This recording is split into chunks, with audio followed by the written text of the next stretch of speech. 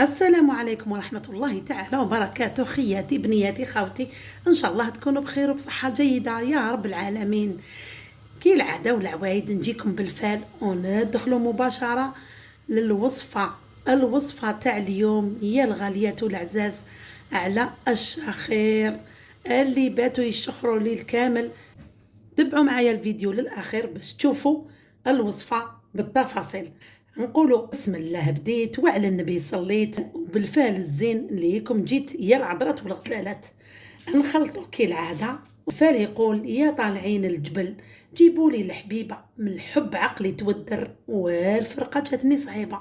ان شاء الله ربي ما يفرقكم على عزاز والغاليين عليكم، يخليكم ديما مع بعض ان شاء الله، وما يفرق عزيز على عزيز وغالي على غالي وحبيب على حبيبته. ربي يخليكم ديما مع بعضكم ان شاء الله، ويهنيكم ويسعدكم ان شاء الله يا رب العالمين. كي العاده نحطوا الفال تاعنا على جهه ونقولوا بسم الله والصلاه والسلام عليك يا رسول الله. نروحوا للوصفه اليوم تاع الشخير اللي يسبب مشاكل بزاف. اولا بين الزوج والزوجه، ساعات يكون الزوج هو اللي يشخر، الزوجة تتقلق منه، ساعات الزوجة تكون هي تشخر تتقلق من زوجها، ساعات الأولاد في بعضهم يا ماما خويا راه يشخر بزاف ماهوش يخلينا نرقدو، الشيخ العجوزة العروسة. المهم هذا المشكل تاع الشخير راه باختو وبزاف طلبوني عليه، واليوم كتب الله ان شاء الله ندير لكم الوصفات اللي جبتهم لكم باذن الله. جربوهم كل وحده ديروها تجربه مده 5 ايام 3 ايام 4 ايام وشوفوا اللي نجحتوا فيها كملوا معاها. الوصفه الاولى يا خياتي نجيبوا زيت الحبه السوداء، زيت السانوج. هاي لك خياتي الحبه السوداء لازم تكون زيت اصليه، هاي كما هذه اصليه.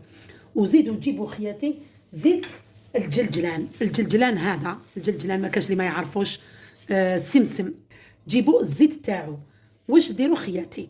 نجيبوا مغرف تاع ماكله من زيت السانوج ومغرف تاع ماكله من زيت الجلجلان، نديروهم في قرعه هكا ولا اي حاجه باطه، ولا ديروهم مع بعض في القرعه وخلطوهم مليح مليح. فوائد تاع زيت السانوج وزيت الجلجلان تساهم في تخفيف حده الشخير، خاصه اذا كان ناتج عن جفاف الحلق ولا احتقان الممرات الانفيه، لانه زيت الجلجلان او السمسم تسهل في عملية التنفس وتقلل من الشخير وترطب الممرات الأنفية وتقلل الالتهابات وتورم المجاري التنفسية.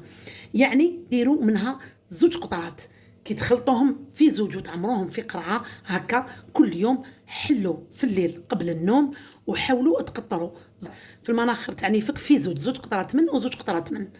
باش نزيد لكم خياتي انه منافع زيت السانوج تفتح المجاري الهوائيه وتقلل الالتهابات وتساعد في تهدئه الحلق. يعني لا كان الحلق مريض وكاع كي الانسان كي يرقد كل شيء ترخف في الجسم تاعنا، يسمى نبداو نصدروا اصوات غريبه وحنا راقدين. سمعتوا خياتي؟ هذه الوصفه الاولى زيت الجلجلان وزيت السانوج. نروحوا للوصفه الثانيه. واش هي الوصفه الثانيه؟ الوصفه الثانيه زيت السانوج وزيت النعناع.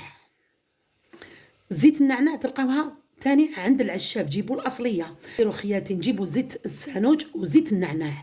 واش نديروا خياتي؟ نديروا كاسرونه صغيره تغلي بالماء، كي تغلي مليح مليح نديروا فيها مغرف صغيره تاع زيت السانوج ونديروا قطرات كما نقولوا حنا حوالي 5 ولا 6 قطرات من زيت النعناع.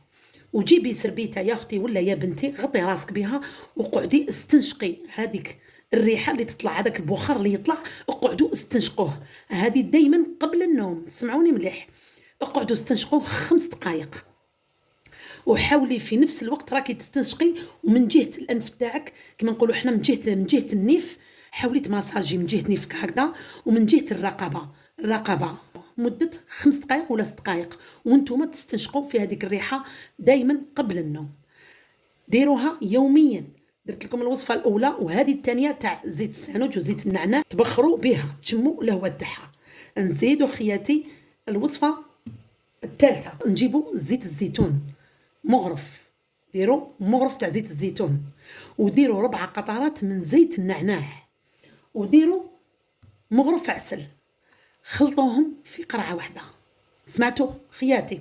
وديري مغرف في فمك وغرغري، حاولي تغرغري بهذيك الخلطه، وفي نفس الوقت اشربوا منها 2 مغارف تاع قهوه صغار قبل النوم دائما في الليل على جال الشخير.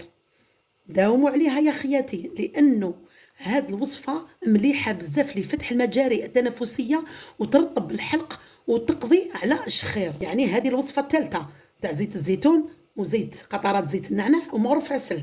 نزيدوا خياتي الوصفه الرابعه، نجيبوا هذه، احنا عندنا هذا روح النعناع، هذه نسموها هاوليك روح النعناع او معروف، ودرته لكم عده مرات في القناه وريته لكم في الفيديو. ريحته ما شاء الله يا خياتي، الله اكبر، ريحته رائعه رائعه لدرجه انكم تحسوا في المناخير تاعكم كي تريسبيريو. والله يا خياتي تقولوا ندير لكم 2 تيوات تاع اكسجين، تحسوا هو بارد يعني استنشاق تاع روح النعناع قبل النوم رائعه. نجيبوا خياتي زيت النعناع، واش نديروا؟ نشدوا نفرغوا قطرات من زيت النعناع في يدينا هكذا وروحوا للمناخير تاعكم، مسحوا شويه في المنخره اليمين وزيدوا مسحوا في المنخره اليمين، راه تولي تستنشقي واحد ريحه قويه بزاف في نيفكم، مليحه بزاف، تحسن التنفس وتقلل الشخير اللي يجي من الحساسيه والبروده. شوفوا ما شاء الله زيت النعناع شحال مليحه للشخير. نزيد لكم خياتي الوصفه الخامسه. واش هي الوصفه الخامسه؟ يعني اللي يقدر سمعوني مليح، اللي يقدر يتحمل يقطر زيت الزيتون في المناخير قطره من وقطره من قبل النوم راه يحرق. اللي يقدر له يديروا، اللي ما يقدرش ما كان له. اللي خاف يتخنق ولا زيت الزيتون كي تقطروا في المناخير منه من راه تسرح بزاف الممرات الهوائيه للتنفس. سمعتوا خياتي؟ اللي يقدر له زيت الزيتون يقطر، اللي ما يقدرلوش ما كان له، لانه صعيب، انا جربته ما قدرتلوش. اللي يقدر يقطر قطره منه قطره من قبل النوم ديروه. للكبار، الصغار ما ننصحكمش به باسكو واعر على الصغير يحرقوا. نزيد لكم الوصفه الاخيره اللي هي كاس ماء. نجيبوا كاس ماء عادي نديروا فيه مغرف تاع ملح ونقعدوا نحركوا حتى هذاك الملح يروح يذوب كامل في الماء. نديروه في باطه ولا علبه ولا قرعه كيما هذه اذا كانت متوفره عندكم هكذا، عمروه فيه قبل النوم. دائما قطروا في نيفكم، قطروا منه 2 قطرات من و2 قطرات من، مع العلم انه الملح مضاد للالتهابات ومهدئ للاغشيه المخاطيه الملتهبه في الانف والحلق اللي تسبب في ضيق التنفس والشخير. شوفوا ما شاء الله يعني الملح كيفاش المنافع تاعو الصحيه للشخير.